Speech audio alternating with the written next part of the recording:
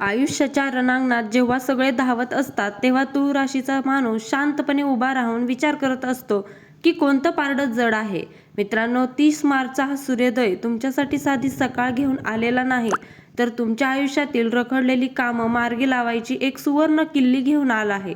आजचा दिवस म्हणजे तुमच्या संयमाचं फळ मिळण्याचा दिवस. ज्योतिषशास्त्राच्या नियमानुसार तुळ राशीचा स्वामी शुक्र आहे. 30 मार्चला शुक्र स्वतःच्या लाडक्या राशीत म्हणजेच वृषभेत भ्रमण करत आहे. याचा अर्थ असा की तुमच्या जीवनात लक्झरी आणि प्रेम या दोन्ही गोष्टींचा वर्षाव होणार आहे. चंद्र आज मेष राशीत असल्याने तुमच्यात एक वेगळीच ऊर्जा जाणवेल. पण सावधान, ही ऊर्जा चुकीच्या ठिकाणी खर्च होऊ देऊ नका. तुळ राशीचे लोक मुळातच कल्पक असतात.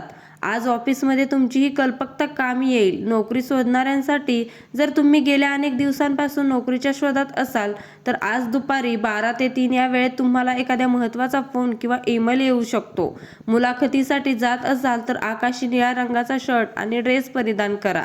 नोकरीत असलेल्यांनी तुमच्या कामाचं कौतुक होईल. कदाचित तुम्हाला एखादी नवीन जबाबदारी दिली जाईल. जबाबदारी म्हणजे ओझं नसून ती प्रगतीची पायरी आहे, हे लक्षात ठेवा. सहकाऱ्यांशी वाद घालणे टाळा, कारण आज तुमचे विरोधक तुमच्या चुका शोधण्याचा प्रयत्न करतील. व्यापाऱ्यांसाठी आजचा दिवस बंपर लॉटरीसारखा असू शकतो.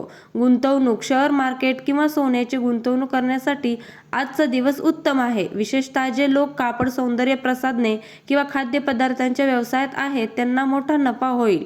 भागीदारी, जर तुम्ही भागीदारीत व्यवसाय करत असाल तर आज हिशोब स्पष्ट ठेवा. पारदर्शकता हाच तुमच्या यशाचा मंत्र असेल. नवीन करार करताना कागदपत्रे नीट वाचा. आज धनलक्ष्मी तुमच्यावर मेहरबान आहे. अचानक धनलाभ, जुने दिलेले पैसे परत मिळू शकतात किंवा वडिलोपार्जित संपत्तीतून काही लाभ होण्याची शक्यता आहे. खर्च, उत्पन्नासोबत खर्चही वाढणार आहे. चैनीच्या वस्तूंवर खर्च करताना विचार करा. आजची ही बचत ही उद्याची सुरक्षा आहे, हे विसरू नका. संध्याकाळी घरातील ज्येष्ठ व्यक्तींना छोटीशी भेटवस्तू द्या. त्यांचे आशीर्वाद तुमचे आर्थिक मार्ग मोकळे करतील. आई वडिलांच्या तब्येतीची काळजी घ्या. मुलांकडून आनंदाची बातमी मिळेल, ज्यामुळे घराचे वातावरण प्रसन्न राहील. आरोग्याच्या बाबतीत आज सावधान राहावे लागेल. तुमच्या राशीवर मंगळाची दृष्टी असल्याने डोळ्यांचे किंवा उष्णतेचा त्रास होऊ शकतो. भरपूर पाणी प्या. आज शक्य असल्यास सकाळी थोडा वेळ योगासने किंवा ध्यान करा. मानसिक शांतता हीच तुमची आजची मोठी ताकद असेल. तुमच्या भाग्यस्थानात गुरुची शुभ दृष्टी आहे. याचा अर्थ असा की नशीब तुम्हाला 70% साथ देत आहे. उरलेले 30% तुमच्या कष्टावर अवलंबून आहे. तुळ राशीच्या व्यक्तीने आज कोणावरही आंधळा विश्वास ठेवू नये. लोक तुमच्या गोड बोलण्याचा गैरफायदा घेऊ शकतात. मनातले गुपित फक्त स्वतःपाशीच ठेवा. आजचा दिवस अधिक शुभ करण्यासाठी खालील गोष्टी नक्की करा. ओम शू शुक्राय नमः या मंत्राचा 108 वेळा जप करा. दान, गाईला हिरवा चारा किंवा गुळपोळी खाऊ घाला.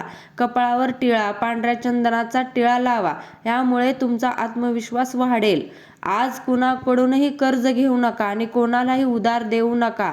विद्यार्थ्यांसाठी आजचा दिवस अभ्यासात मन रमण्याचा आहे. एकाग्रता वाढवण्यासाठी सरस्वती मंत्राचा जप करा. स्पर्धा परीक्षेची तयारी करणाऱ्यांना आज एखादी कठीण विषय सहज समजेल. सोशल मीडियापासून आज लांब राहिलेले बरे. मित्रांनो, तुळ राशीचे लोक म्हणजे समाजाचा कणा असतात. तुम्ही सर्वांना सोबत घेऊन चालणारे असतात. 30 मार्च हा दिवस तुम्हाला सांगत आहे की आता दुसऱ्यांचा विचार करण्यासोबत स्वतःच्या प्रगतीचाही विचार करा. लक्षात ठेवा, आकाशात उडणाऱ्या पक्षालाही जमिनीचा आधार घ्यावाच लागतो. त्यामुळे कितीही मोठे यश मिळाले तरी पाय जमिनीवर असू द्या. आजची संध्याकाळ तुमच्या आयुष्यात एक नवा प्रकाश घेऊन येईल. तुमची स्वप्ने पूर्ण होण्याच्या दिशेने हे पहिले पाऊल असेल. आजचा शुभ मंत्र: मी शांत आहे, मी संयमी आहे आणि मी यशस्वी होणारच. तुमचा आजचा दिवस आनंदाचा, भरभराटीचा आणि समाधानाचा जावो. श्री स्वामी समर्थ. प्रवासासाठी खास टिप: जर आज प्रवासांचा बेत असेल तर उत्तर दिशा टाळा. दक्षिण किंवा पूर्व दिशा तुमच्यासाठी लाभदायी असेल. आजचा लकी नंबर 6, 8. आजचा लकी रंग पांढरा, चंदेरी आणि गुलाबी. लक्षात ठेवा, नशीब त्यांनाच साथ देतं जे कष्टाची साथ सोडत नाहीत. आजचा दिवस तुमचा आहे, फक्त स्वतःवर विश्वास ठेवा. तुम्हाला आजचा हा राशी भविष्य कसा वाटला कमेंटमध्ये श्री स्वामी समर्थ लिहायला विसरू नका. पुन्हा भेटूया उद्याच्या भविष्यासह. तोपर्यंत आनंदी राहा आणि प्रगती करत राहा. धन्यवाद.